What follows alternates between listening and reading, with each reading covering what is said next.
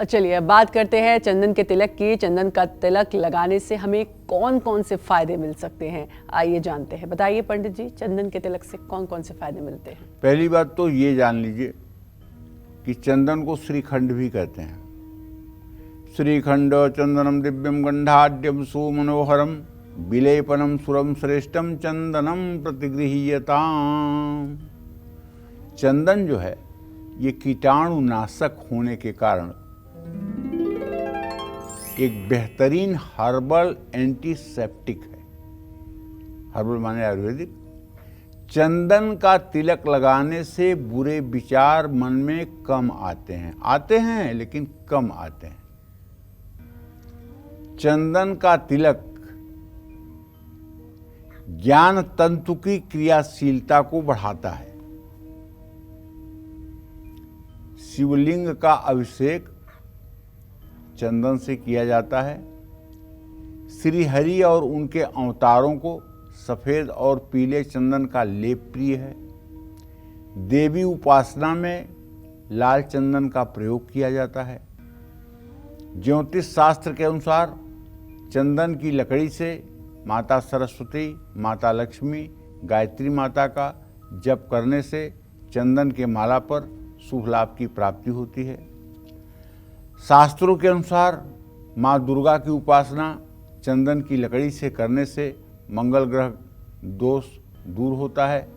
इस चंदन की लकड़ी से क्या उपासना करेंगे आप? चंदन की लकड़ी से दो उपासना होगी।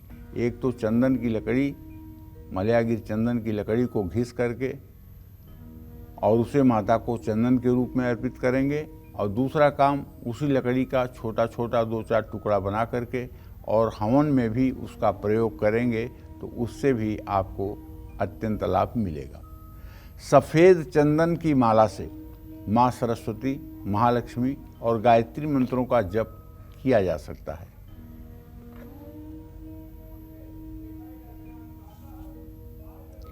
चंदन का इत्र कैसे लगाने से घर में सुख समृद्धि और संपन्नता रहती है? साथ ही चंदन से जुड़ा कौन सा उपाय पॉजिटिव एनर्जी को बढ़ाएगा, आइए जानते हैं। बताइए पंडित जी। ज्योतिष शास्त्र में तो स्पष्ट रूप से कहा गया है कि राहु के दुष्प्रभाव को दूर करने के लिए चंदन का प्रयोग किया जाता है। और चंदन की महत्ता यह है, चंदन विष व्यापत नहीं लपटे रहत भुजंग। चंदन इतना महान है कि सैकड़ों सर्प उसके पेड़ से लपटे रहते हैं, लेकिन उस चंदन में कभी विष नहीं व्याप्त होता है और न वो अपनी शीतलता को छोड़ता है। कह रहीम उत्तम प्रकृति क्या का कर सकत कुसंग, चंदन विष व्यापत नहीं लपटे रहत भुजंग। तो भैया, चंदन लगाने से संकट के समय व्यक्ति की रक्षा होती है।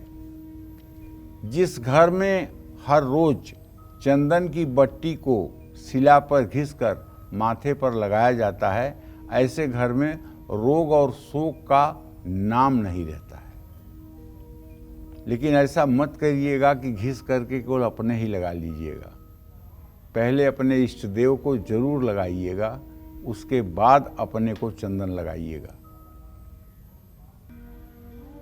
जो व्यक्ति भोजन बना करके और पहले गाय को, कन्या को, वेदपाठी ब्राह्मण को भोजन करा के स्वयं भोजन करता है, उसके लिए वो भोजन अमृत बन जाता है। उसी तरह से जो व्यक्ति चंदन को घिस करके पहले देवताओं को अर्पित करता है, फिर बाद में अपने लगाता है, तो वह व्यक्ति भी समाज में सफल हो जाता है और उसकी प्रतिष्ठा, उसकी मान मर्यादा बढ़ जाती है।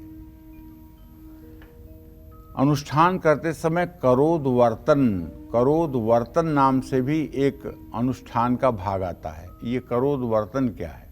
ये करोद वर्तन ये है कि ये अनामिका उंगलियां जो हैं, इन दोनों में चंदन लगा लिया जाता है।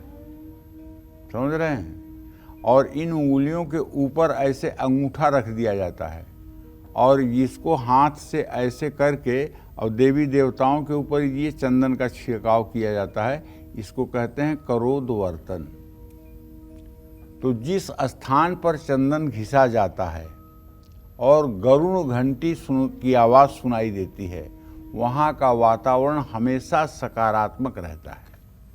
हर रोज़ घर से निकलने से पहले नाभि पर चंदन का इत्र लगाने से संपन्नता आती है। चंदन का इत्र शुद्ध रूप से मार्केट में उपलब्ध भी है, ऐसा नहीं है कि नहीं उपलब्ध है, और नकली भी मिलता होगा। लेकिन चंदन का इत्र अगर मिल जाए और आपको राहु की दशा अगर चल रही हो तो आप अपने मणिबंध पर, कलाई पर यहाँ 4-5 बार गोल गोल चंदन लगा दीजिए दोनों कलाइयों पर, और दोनों कलाइयों को आपस में मिला करके 2 बार सूंघ लीजिए।